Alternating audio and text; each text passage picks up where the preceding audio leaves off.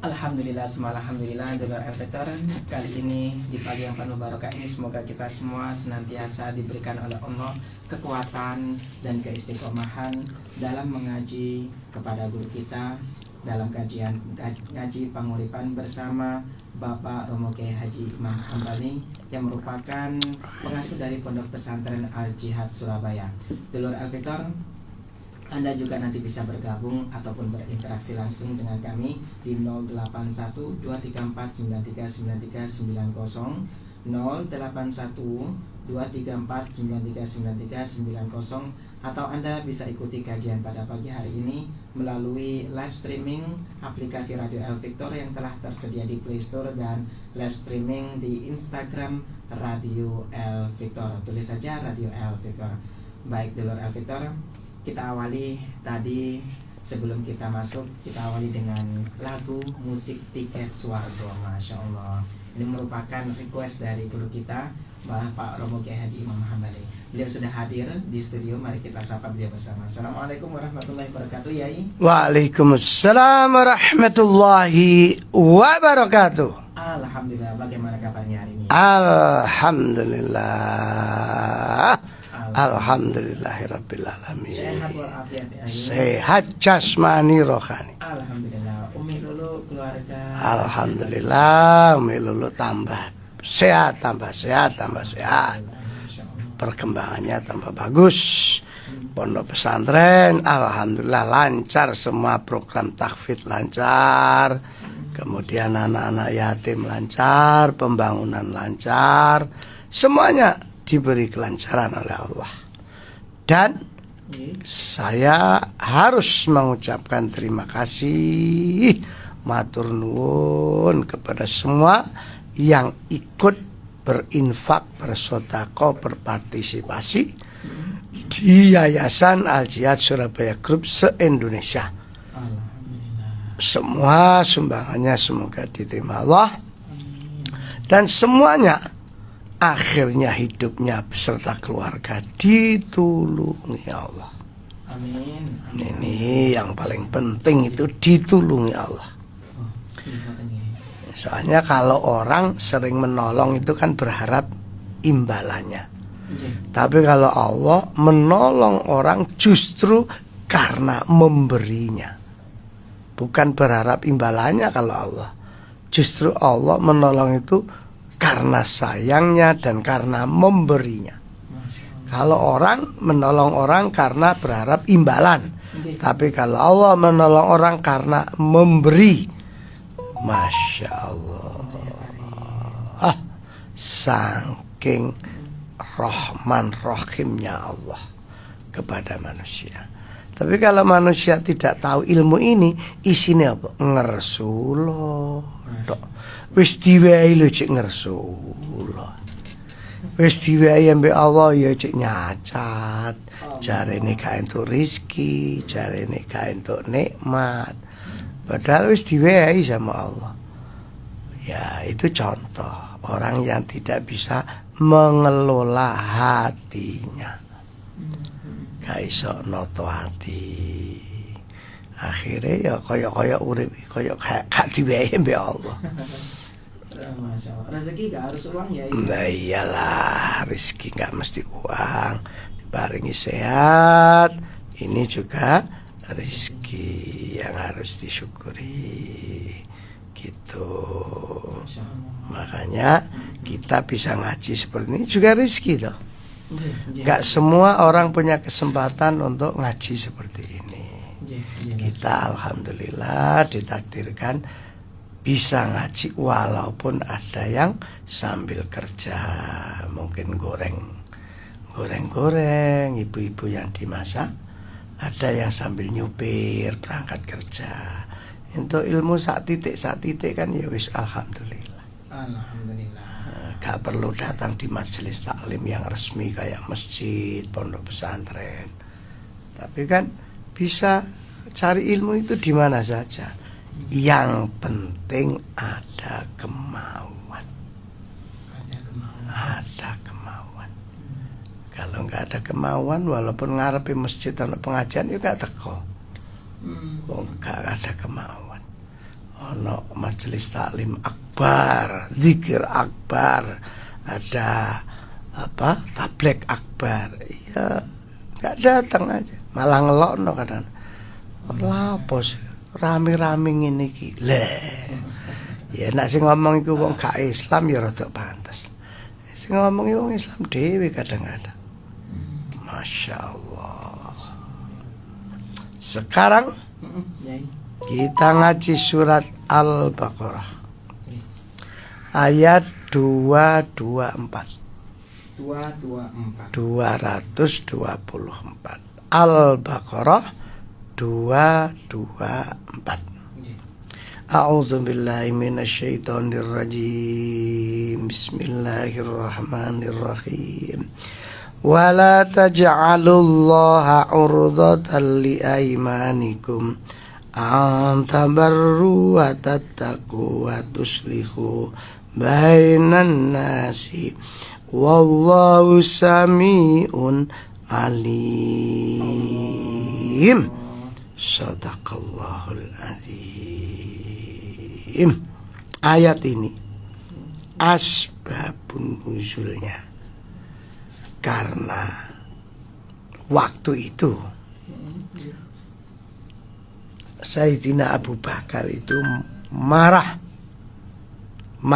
sama adiknya sendiri, namanya Mistoh. Ya, marah.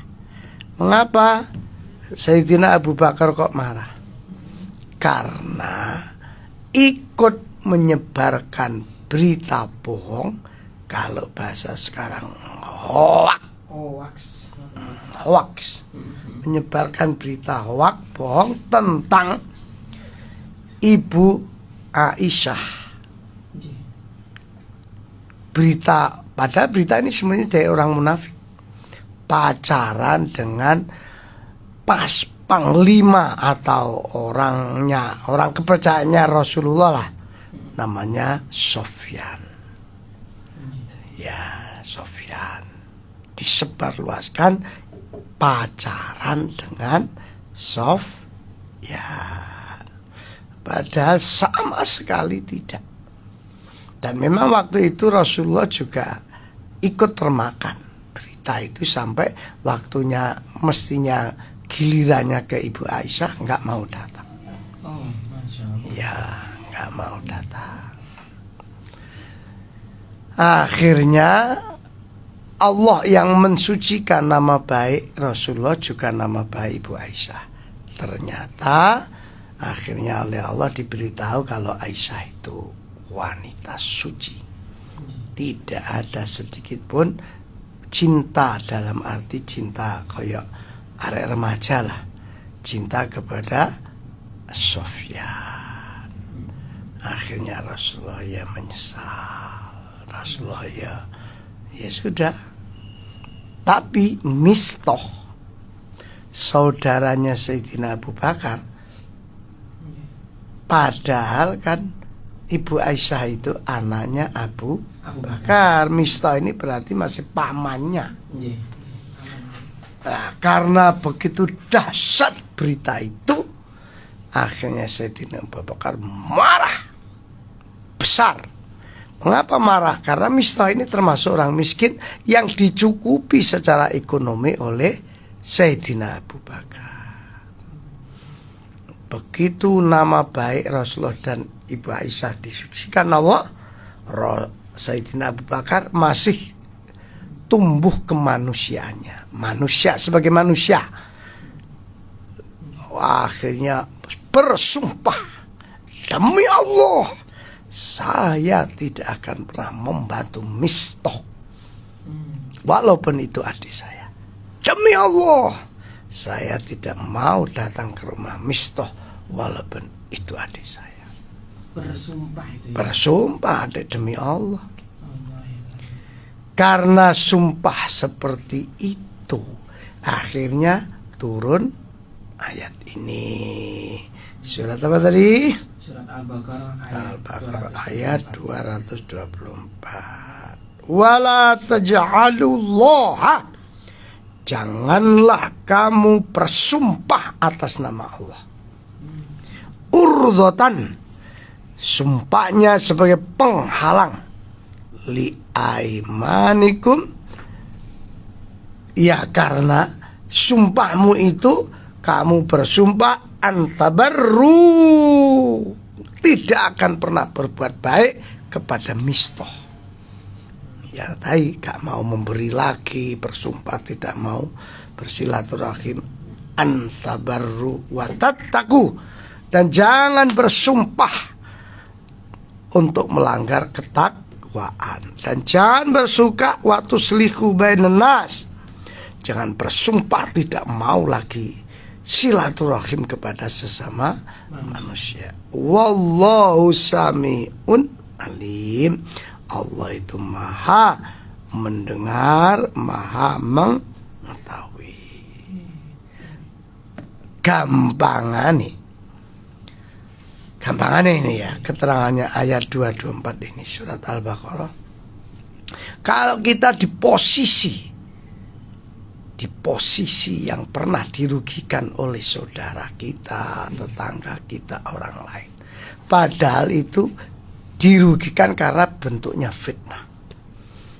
Saya misalnya difitnah Imam Hambali ki, walaupun ustaz nyolongan, mbak mana ya, kan fitnah itu. Orang yang menfitnah saya, menyakiti saya nggak boleh bersumpah demi Allah gak bakalan iso api embek Mas Isa umpamane. Lah demi Allah tidak mau berbuat baik dengan Mas Isa itu yang nggak boleh. Demi Allah saya gak bakal nekani undangannya Mas Isa walaupun dia arep nyunatno anake. Ada nggak yang begitu? Banyak. Kebetulan biasanya orang-orang yang bersumpah itu memang di atas yang disumpahin. Sugiye jabatannya. Ya itu, kadang-kadang sugih jabatan iso membuat kesombongan. Ini nggak boleh ya? Nggak boleh sayang. Nggak boleh. Sumpah seperti itu nggak boleh. Imbasnya karena difitnah ya, makanya sumpah seperti itu. Iya. Besar padahal sebenarnya fitnah itu kan derajat toh. Ya seperti yang sering saya sampaikan, jangan putus asa. Hanya karena difitnah orang, dilokno wong, didolim wong, sapa roh iku dalane derajat. Ya apa masih bisa. Dan ini ya buat jenengan semua yang sering WA ke saya, Pak Yai, saya sering didolimi adik saya tidak boleh mertua saya. Wais, itu derajat dulur, derajat. Kamu jangan terpancing dengan berita. Sing penting gak nglakoni wis. Bah suarane njaba kaya apa wis jarno ae. Sing ngero kan Gusti Allah sing ngero. Gitu loh. Yai, mengenai sumpah ini Yai, kalau misalkan sumpahnya ini untuk menyatakan bahwa saya memang benar-benar tidak salah karena dituduh oleh orang gitu Yai. Demi Allah bukan saya yang mencuri. Demi Allah bukan saya yang mengambil ini mengambil itu. Apakah demi Allah seperti ini diperbolehkan ya dalam agama? Kalau memang itu tujuan untuk menguatkan kebenaran boleh. Dituduh Mas Isak ngentekno duwe RT. Beritane wis nyebar loh. Gak cocok modele arek kaya agamis. Kok iso dipercaya RT malah duwe dintit. Karena begitu besarnya berita terus sampai tampil di hadapan masyarakat. Wallahi gak bakal aku mangan duwe RT. Demi Allah. Tapi terserah kamu percaya apa enggak. Sampai menggunakan kata-kata wallahi, tallahi, billahi, itu bukan sesuatu yang sembarangan. Perkara wong gak percaya ya wis. Perkara wong gak percaya ya wis. Boleh itu. Boleh ya. Iya. Ya kayak sampean dituduh zina ambek anake tangga merem-merem meteng terus sampai sing di iki goro-goro isake. Dulinan arek iki akhire meteng. Nah. Padahal enggak. Umpamanya boleh bersumpah. Nah, beda lagi kalau misalnya gak cocok sama masjid, tak miril, bersumpah, wallahi gak bakal mlebu masjid kuno aku. Iya tak? Wallahi gak bakal mlebu. Akhirnya setelah takmire wis ganti, malah dhek cocok, kan kudu mlebu rono. Itu melanggar sumpah, kena kafarat. Kena kafarat. Berupa apa itu kafarat? Kafarat tebusannya pertama memerdekakan budak. Sekarang sudah nggak ada budak, nggak mungkin, sudah nggak ada. Kalau memerdekakan budak nggak ada, harus memberi makan 10 orang miskin. 10 orang miskin. Ya. Kalau memberi makan, bahasanya nggak mampu, memberi pakaian kepada 10 orang miskin. Kalau memberi pakaian nggak mampu, harus puasa 3 hari. Harus puasa 3 hari. Ya, makanya harus hati ojo gampang didik sumpah. Khawatir engko dilanggar-langgar dewi. Sumpah gak bakalan pisanan mbek omah ngarep iku. Setan iku. Ternyata harus bahasanya harus besanan. Oh ternyata anaknya wis gak kena dicegah. Daripada digo melayu, ya wis dirabekno. Lah, kan melanggar sumpahnya. Apa tadi pertama? Harus memerdekakan budak. Padahal nggak ada. Diganti harus memberi makan 10 orang. Melarat kagak pola, gak mampu. Harus memberi makan 10 orang. Melarat gak mampu memberi pakaian. Pakaiannya dewe akeh sing jebol. Terakhir poso 3 dino. Diniati untuk kafarat itu. Kafarat. Masya Allah. Tidak main-main ya. Maksud aku begitu. Ojo main-main ambek sumpah. Terutama bersumpah tidak mau berbuat baik kepada orang lain, atau istilahnya urusan takwa lah, contoh gitu Lina. Gitu Mas. Jangan sampai ngeremeh sumpah. Bahaya. Apa juga ngefek ya kepada diri kita ketika bersumpah? Nama saja pelanggaran. Ada pelanggaran syariat, aturannya Allah. Pasti ada akibatnya. Pasti. Mbuh diparingi loro sebagai tebusan teko Allah, mbuh diparingi tambah melarat. Atau mungkin diparingi, ya terserah Allah. Gak bisa ngomong. Semua pelanggaran syariat pasti ada akibatnya. Gitu loh. Tiket swarga itu gampang. Tapi kok ya akeh sing gak patek tertarik. Salat gak bayar. Itu maca Quran gak bayar. Kan gampang. Tapi tiket neraka iku larang. Nyenuk bayar. Sabu-sabu jarene lho, sak gram wis pirang atus juta. Pirang atus sewu. Ngombe tuku bayar, ngombe mendem maksudnya. Nah, tapi nyatane tiket swarga iku murah, tapi akeh sing ogah. Tiket neraka iku larang, tapi kok akeh sing larang-larang dilanggar. Pegangan ini ya. Nggak sadar ya. Iya, sadar. betul. Oke, ya. Nanti kita lanjutkan. Baik, Dulur Victor, kita lanjutkan kembali. Silakan 081234939390 berhubungan dengan sumpah ya. Sumpah dalam karena sumpah tersebut kadang bisa mencegah dalam ketaatan kepada Allah. Oke, kita akan terima telepon ya, nggih. Sudah masuk beberapa telepon dari pendengar. Ya. Assalamualaikum warahmatullahi wabarakatuh. Waalaikumsalam warahmatullahi wabarakatuh. Ibu Sinten, Ibu dari mana? Ibu Dia. Nggih. Siap.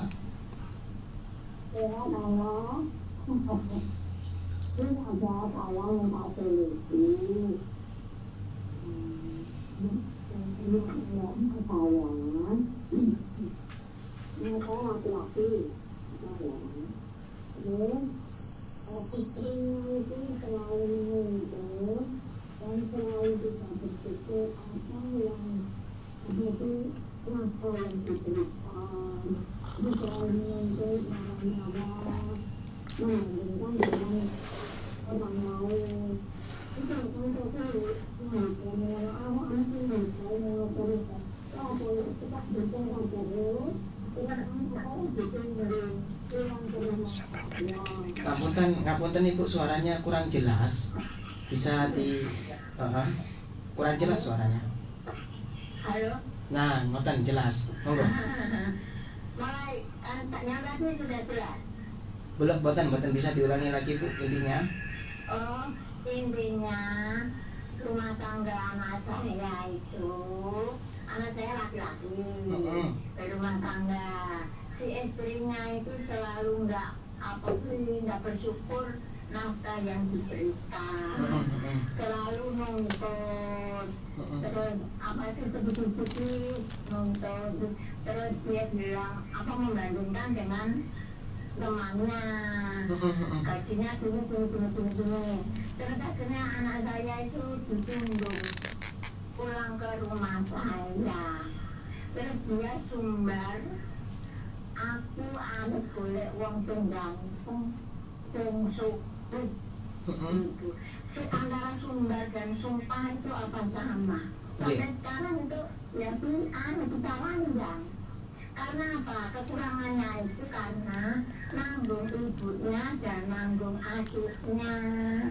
Jadi kekurangan terus, akhirnya istrinya itu nuntutnya ke suaminya. Suaminya memang kemampuannya sekian. Itu anak saya itu ditundung pulang ke rumah saya. Terus cucunya itu dulu saya mau mulai peduli, sekarang diambil. Kemarin itu saya jenguk, itu saya dimarah-marahi. Ya udah ke rumah saya. Itu bagaimana kalau dia sumbar itu hukumnya bagaimana? Sampai sekarang dia minta cerai tapi tidak melakukan. Hukumnya bagaimana, Abah? Matur suwun, mugi-mugi angsa pitulungan saking Gusti Allah, angsa ridho saking Gusti Allah untuk kelanjutannya. Matur suwun, Abah. Wassalamualaikum warahmatullahi wabarakatuh. Waalaikumsalam warahmatullahi wabarakatuh. Ya Pak, termasuk seperti itu sumbar atau bersumbar atau bagaimana? Jadi masalah apa?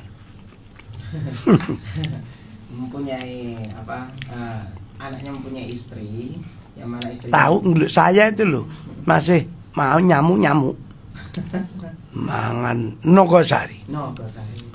Begini Bu, itu bukan sumpah, itu namanya sumbar. Kalau sumbar itu kategori sombong. Wong sombong putus dari rahmatnya Allah sebelum dia bertobat. Ya wis ngono jawabane, Bu. Perkara engko hasilnya apa wis ben diurusi Gusti Allah.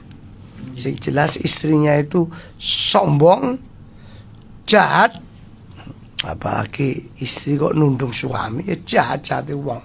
Masya Allah. Apakah ini nanti mengefek kepada keluarganya ini apa? Ya pasti, sekarang aja udah bisa lanjang kan, itu efek dari kesombongan itu. Ya terus ya apa, jalan kalah ya gak ya apa ya apa. Nak sing lanang gelem kuat ya ditunggu ae, nak arepe cerai ya sing wedok kon ngurus, wong sing arep cerai sing wedok. Kalau doanya tetap supaya lebih baik dapat hidayah semuanya, apalagi kan punya anak. Itu Bu. Oke, yang lain. Oke, Yai.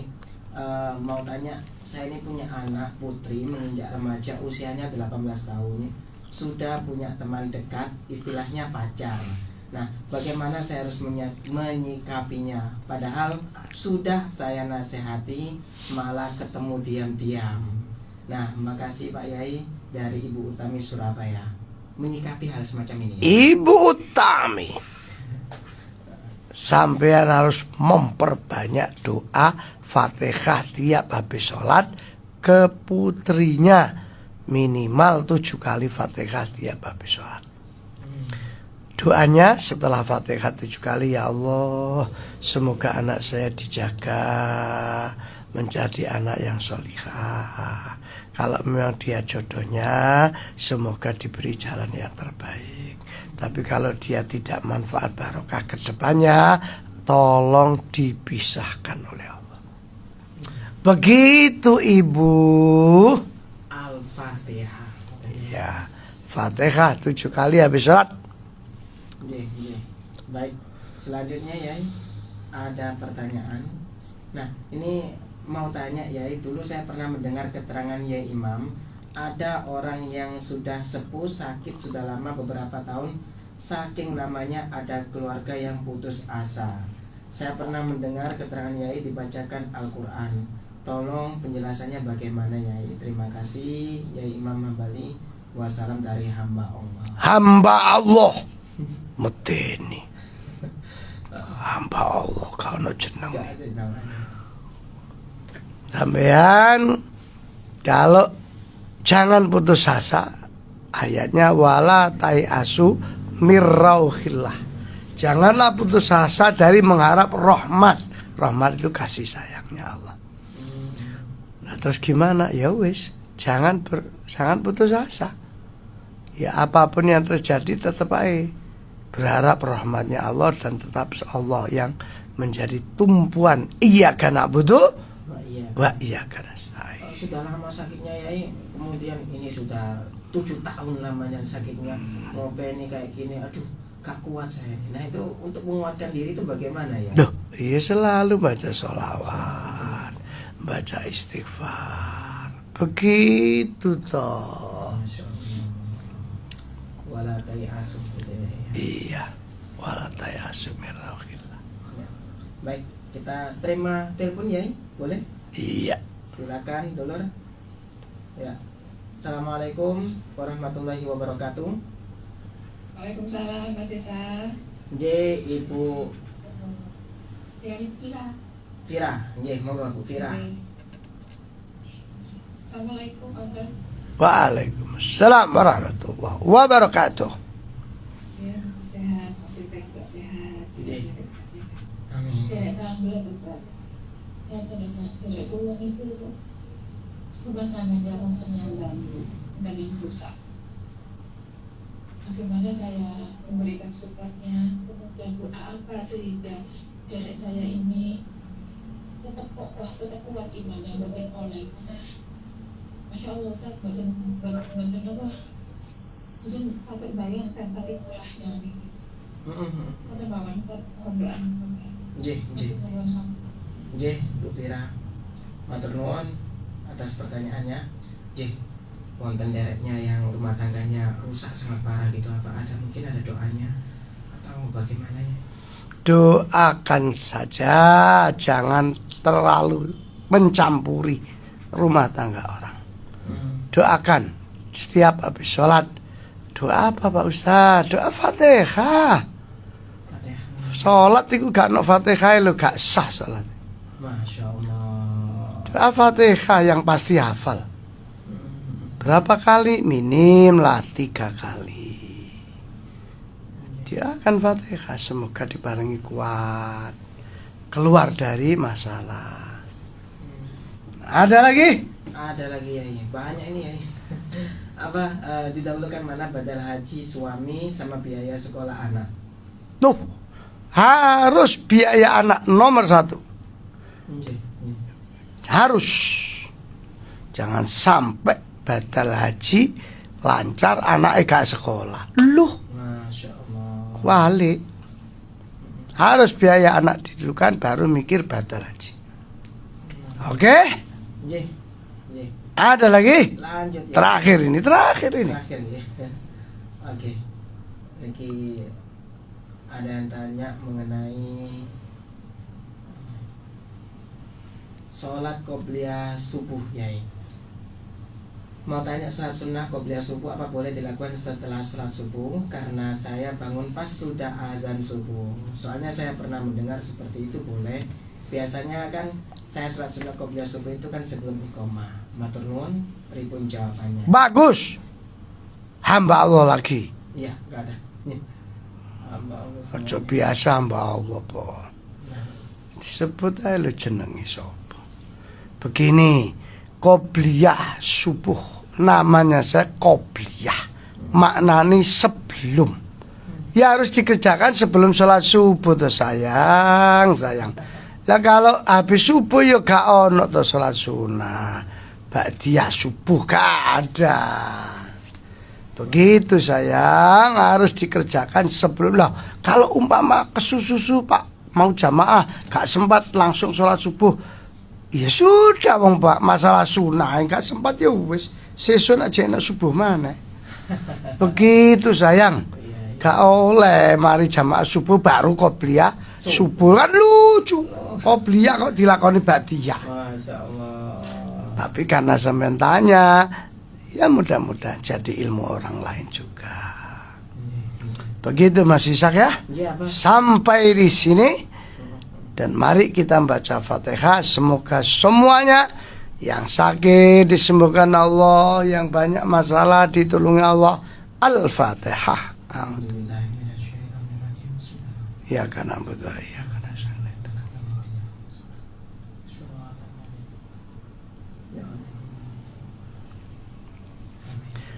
Jangan pernah membenci orang. Siapa tahu yang kita benci hari ini ternyata nanti siang sudah kita butuhkan. Jangan meremehkan orang. Ngeremehno wong gak apik. Sapa roh sing diremehno ternyata dia kekasihnya. Dan jangan gampang putus asa.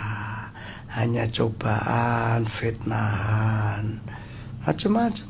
Sapa roh iku dalane derajat. Wassalamualaikum warahmatullahi wabarakatuh.